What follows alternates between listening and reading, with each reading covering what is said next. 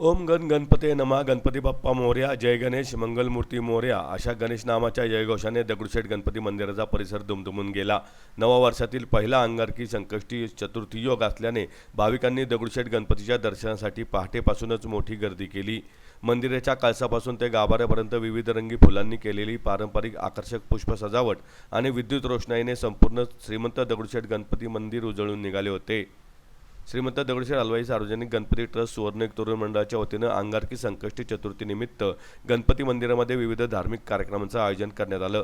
ब्राह्मणस्पती सुप्त अभिषेक श्री गणेश याग देखील मंदिरात पार पडला। याशिवाय श्रींच्या मंगल आरतीसाठी भाविकांनी मोठी गर्दी केली होती।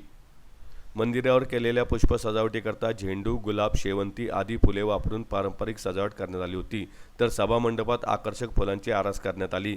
मंगळवारी पहाटेपासून भाविकांकरता दर्शनासाठी मंदिर खुले ठेवण्यात आले होते, त्यामुळे भाविकांनी पहाटेपासूनच मोठ्या संख्येने गर्दी केली। श्री तांबडी जोगेश्वरी मंदिर रस्ता आप्पा बळवंत चौकाच्या पुढेपर्यंत भाविकांच्या रांगा लागल्या होत्या। मंदिरावर आकर्षक तोरण आणि रांगोळ्यांची सजावट देखील करण्यात आली होती।